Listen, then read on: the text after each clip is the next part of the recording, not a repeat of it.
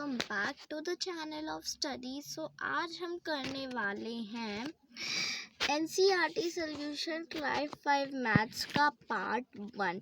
ये सिर्फ पार्ट 1 है, तो पार्ट 1 में हम थोड़ा सा कवर कर लेंगे। एंड ये बहुत ही इम्पॉर्टेंट चैप्टर है एंड इंटरेस्टिंग भी है, ना बोरिंग है इतना ज़्यादा, बहुत इंटरेस्टिंग चैप्टर है ना। Without any further ado, let's begin. So हम करने वाले हैं द फिश टेल का चैप्टर 1। सो यहाँ पे हमें कुछ दिया हुआ है, so let's read it. Deep under the sea, see the lovely colored fish swimming peacefully. बहुत गहराई अंदर एक सी है, deep under the see the lovely coloured fish swimming peacefully. एक सी है, बहुत सी के अंदर एक लवली सी कलर्ड फिश है जो शांति से तैर रही है। These special poem in 3 lines are called haiku. haiku को मैंने अंडरलाइन इसलिए कर दिया है या फिर हाईलाइट इसलिए कर दिया है क्योंकि this is an important word.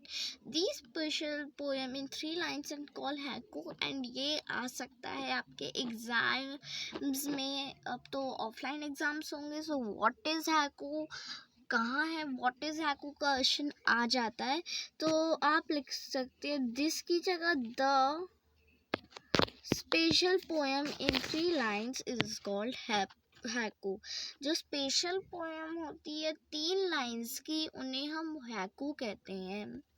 Such are poems is about nature are popular in Japan, और ये ज़्यादा जापान में पॉपुलर है। Here is another haiku, यहाँ पे अदर haiku है। अब कुछ क्या करेंगे, इस इंफॉर्मेशन को इम्पोर्टेंट नहीं मानेंगे, पर मेरे एक्सपीरियंस बेस से यहाँ पे 1 मार्क का क्वेश्चन आ सकती है, यानी 1 मार्क का आ सकता है what is haiku and where they popular, तो हो सके वो 2 मार्क्स का आ जाए। 1 मार्क का तो ऑब्वियसली नहीं आएगा। What is haiku and where is popular, तो आपका आंसर में क्या लिखेंगे, दिस की जगह लिख देना है आपको the special poem in 3 lines are haiku, full stop लगा के they are popular in Japan. Such poems in 3 lines are popular in Japan.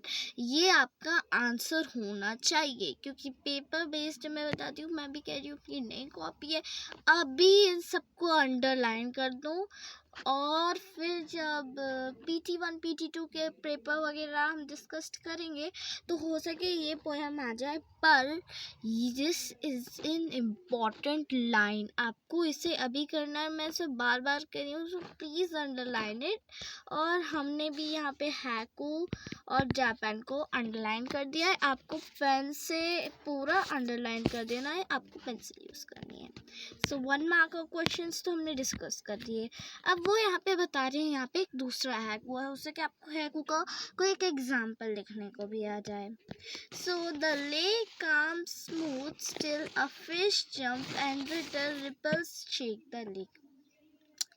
अब क्या है, एक लेक है, एकदम काम, एकदम शांत भरा है, एकदम स्मूथ है, तभी जो फिश जंप करती है वापस आती है, एंड उसमें जो मूवमेंट होती है, जैसे मूवमेंट वगैरह नहीं होती, मतलब जो एक मतलब थोड़ी सी मूवमेंट आती है, उसे हम कहते हैं रिपल्स, जो उस लेक को शेक कर देती है। Do you know any poem about fish, क्या आपको फिश के बारे में और कोई पोएम आती है? तो ऑब्वियसली जो मोस्ट पॉपुलर पोएम है मछली जल की रानी है, वो तो सबको पता है, बट अभी हम इंग्लिश में पढ़ रहे हैं। सो आपने इंग्लिश में भी एक पोएम देखी होगी, that is 1 2 3 4 5 once I caught a fish alive, 6 7 8 9 10 then I let them go again. Why did you let them go? Because they can bite. In which finger they can bite? In in little finger on the right. ये तो सबने सुनी होगी, आपने कोई और सुनी हो तो आप कोई और भी लिख सकते हो, बट मैंने जो बताया है ना वो एकदम पॉपुलर पोएम है, ज़्यादा वो ही अच्छी रहती है, मतलब ज़्यादा सबको याद रहती है। सो मैं इसका आंसर आपको नहीं लिखा रही हूँ क्योंकि वो पोएम तो देखो सबको पता है, ठीक है। Next is here are some drawings made by children. अब यहाँ पे हम ड्राइंग्स है जो चिल्ड्रन के द्वारा बनाई गई है। तो कोई नव्यता ने बनाई है जो क्लास 1 की स्टूडेंट्स है, यानी वो किंडरगार्टन एज वाली है। माया ने बनाई है जो क्लास 4th की स्टूडेंट्स है, यानी आपसे एक छोटी है, पर माया की ड्राइंग बहुत ही अच्छी है एंड नव्यता की भी उसकी क्लास के हिसाब से तो अच्छी ही है, लेकिन माया बहुत ही क्रिएटिव है ना ड्राइंग में। Now when you think about fishes what shapes come to your mind. अब जब आप फिशेस के बारे में सोचते हो तो आपके मन में कौन कौन से शेप आते हैं। तो मैं इसे परमानेंट मार्कर से नहीं लिखूंगी, मैं इसे परमानेंट लिख देती हूँ। तो देखो पहले तो कुछ ऐसा शेप आता है, आंसर मैं आपको बता दूंगी, आंसर की टेंशन नहीं करिए। ऐसा कुछ शेप आता है, देन कोई एक हार्ट शेप का रहता है, ऐसा आ जाता है ना, उल्टा हो जाता है। नेक्स्ट इज एक सर्कल होता है, ये वाला शेप आ जाता है। तो बहुत सारे हैं तो मैं ड्रॉ कर देती हूँ आंसर। सो ये कुछ एग्जाम्पल्स हैं, ये मेरी स्क्रीन में अच्छे से ड्रॉ नहीं हुए हैं, आपको खुद लिखना है। नेक्स्ट इज अब ये थोड़ा सा टेक्निकल क्वेश्चन है तो आपको अपनी कॉपी में लिख लेना है। Try to use square and a triangle to draw a fish. अब कोई स्क्वायर और ट्राइंगल को यूज करके फिश बनाओ, तो हम देख लेते हैं। तो एक काम करते हैं, पहले हम एक स्क्वायर बना लेते हैं जो एक टिल्ट होगा, एक यहाँ पे ट्राइंगल बना लेते हैं एंड यहाँ पे एक स्क्वायर टिल्ट होकर बना देते हैं। देन हम बना देते हैं इसकी आईज, देन स्माइली एंड आगे कुछ बबल्स बना देते हैं। ऐसी कुछ ड्राइंग बन सकती है, but I need creative answers. Now look for fish design around you on cloth, in painting, on mat sorry। अब आपको अपनी आसपास की ना चीज़ें देखनी है जिसमें कोई फिश तरह की डिज़ाइन करनी हो। तो आपका कोई होगा बेडशीट कवर, पिलो कवर, कोई कवर हो सकता है या फिर कोई डिज़ाइन भी हो सकती है एटसेट्रा। आप देखते जाना। mean a fish and Meenakshi is a girl whose eyes look like a fish। Mean का मतलब फिश होता है, मतलब हिंदी में मीन का मतलब फिश होता है, वो मुझे आज पता चला। Meenakshi is a girl, Meenakshi एक लड़की है। Whose eyes look like a fish, जिसकी आईज फिश की तरह है। Can you think some eyes, क्या आप ऐसी कुछ आईज सोच सकते हो। तो उसकी आईज कुछ ऐसी सर्कुलर टाइप की होगी। Okay now next is draw a face with a fish eye. अब आपको एक फेस ड्रॉ करना है with a fish eye. So let's create, वो तो आपको ही करना पड़ेगा ना। Fishes can have very different sizes. Fishes के अलग अलग साइजेस होते हैं। The smallest fish is about 1 centimetre long. और जब जो हमारी छोटी फिश होती है ना, वो एक 1 सेंटीमीटर की होती है। How long is the biggest fish, can you imagine. आप कितनी बड़ी बिगेस्ट फिश इमेजिन कर सकते हो। तो मैं 18 मीटर तक, 18 मीटर बहुत ज़्यादा होता है, 18 मीटर तक, 1 मीटर तक, 2 मीटर तक। अब ये आपके एक्सपीरियंस बेस्ड क्वेश्चन है, मैं आपको आंसर लिख के बता देती हूँ। The biggest fish is the whale shark. You have to underline this line. 1 mark का questions सारे underline करा रही हूँ। So you have to underline it कि सबसे जो बड़ी फिश है वो whale shark है। सारे 1 mark का आपको underline हो रहे हैं। Okay, next is it is not actually whale but a big fish। वो कोई whale तो नहीं है, पर एक वो बहुत बड़ी fish, वो कोई whale नहीं है, it is a fish, वो एक बड़ी मछली है। whales are different from fish। जो whales होती है ना, वो fish से डिफरेंट होती है। whales breathe like we do। whales हमारे जैसे ब्रीथ कर सकती है थ्रू देयर नोजेस, अपनी नोजेस से। But fish have no noses and they take in water. पर फिश के पास कोई वाटर में लेती है, नॉट एयर, ना एयर में लेती हैं, वो तो वाटर में लेती है थ्रू देयर गिल्स। एंड अभी क्वेश्चन आ रहा होगा कि वो उछलती इसलिए रहती है एंड थोड़ी देर काम इसलिए हो जाती है क्योंकि most of the whales 30 to 40 minutes अपनी सांसें रोक सकती हैं। Okay, means their lungs is strong. Now whale give birth to babies but fish lay eggs. जो whales होती हैं वो babies देती हैं और fish eggs lay करती हैं. The whale shark fish look big and dangerous but is quiet and harmless. It does not attack humans. वो बहुत जो वेल शार्क्स होती हैं वो बहुत बड़ी और डेंजरस लगती है, पर वो एकदम क्वाइट यानी शांत और हार्मलेस यानी किसी को नुकसान नहीं पहुंचाती और वो तो ह्यूमन पे अटैक करती नहीं है। तो हमने क्या क्या पढ़ा, वेल्स ब्रीथ से सांस लेती हैं and fishes through their noses से सांस लेते हैं ऑब्वियसली, और वेल्स जो है वो बर्थ टू बेबीज को बर्थ देती हैं जो वेल शार्क होती हैं, पर फिशेस एग्स ले करती हैं। ओके, और वो जो वेल शार्क्स होती है वो डेंजरस नहीं होती बल्कि वो क्वाइट और हार्मलेस होती है और वो हर ह्यूमन पे अटैक नहीं करती है। One whale shark was as long as 18 metre. एक वेल शार्क 18 मीटर से भी लंबी होती है, मतलब 18 मीटर समझ रहे हो, बहुत ज़्यादा होता है। 1 metre is equal to 100 centimetre यानी 1800 सेंटीमीटर, बहुत बड़ी है। Just think how long that you almost 12 child of yours died standing one on the top of each other. आपकी हाइट के 12 चिल्ड्रंस जितने खड़े होंगे ना, उतनी बड़ी फिश होती है, मीन्स बहुत ही ह्यूज होती है। And guess what is the weight, and guess करो उसका क्या वेट होता होगा। Well much more than 12 of you weight together weight. वो इतना बड़ा होता है, मीन्स आपका जितना ऐड करके वेट नहीं होता ना उसका तो उतना होता है।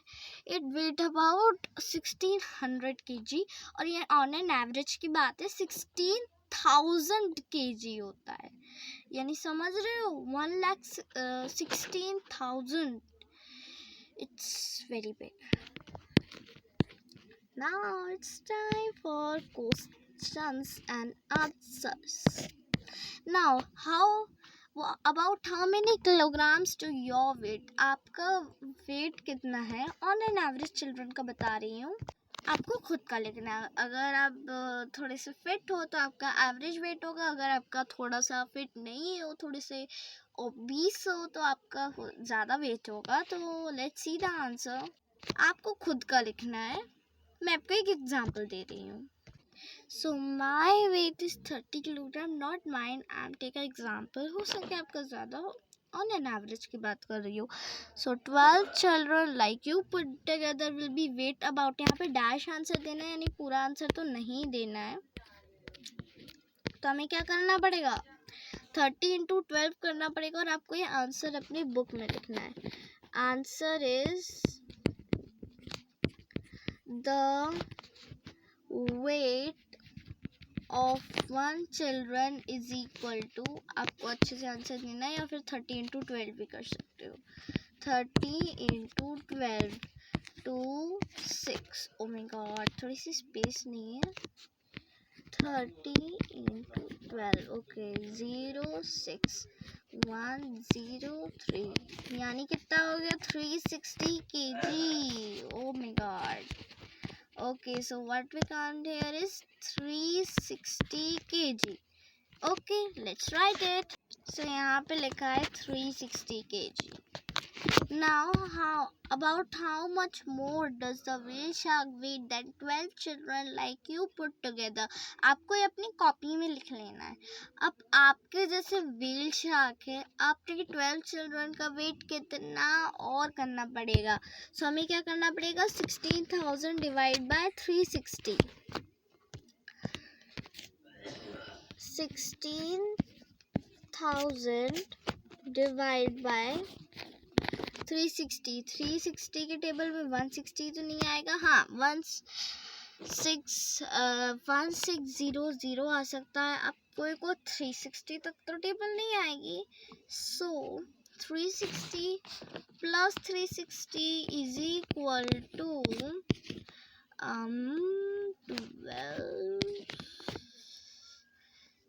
620 हो सके 360 इंटू 3 आ जाए हमारा आंसर, इंटू 3 12 18 9 10 1080 आ रहा है, जो इससे बड़ा है, अभी छोटा है।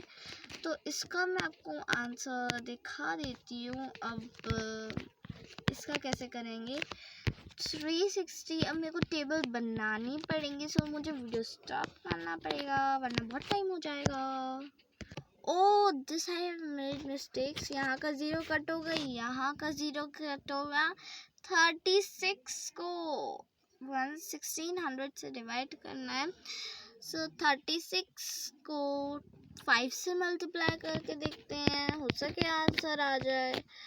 15 16 17 18 180 आ रहा है, जो 360 से 160 से बड़ा है, तो यानी जो भी होगा 36 इंटू 4 होगा।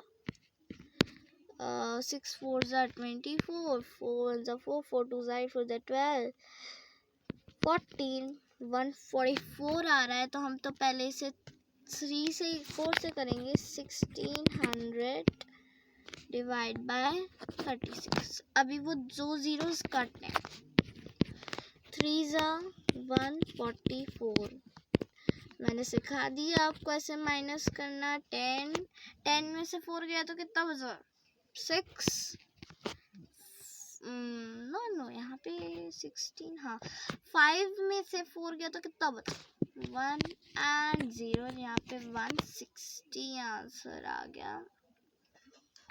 सो 160 तो हमारा 5 में आता है ना, 36 इंटू 5 क्या आया हमारा था, 6 5 30, नो यस 35 13 18, इट्स 180 आया था, एंड 36 इंटू 144 आया था, यानी हमें 144 से माइनस करना पड़ेगा। सो इट्स लॉन्ग डिवीजन, यहाँ पे हमारी लॉन्ग डिवीजन होगी।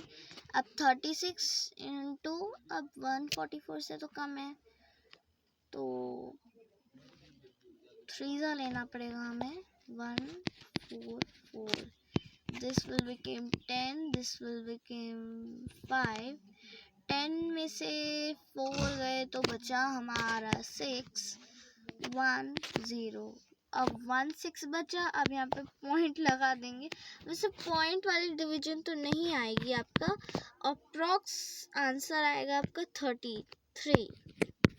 Okay, so that's all students, 15 minutes की वीडियो ऑलरेडी हो चुकी है।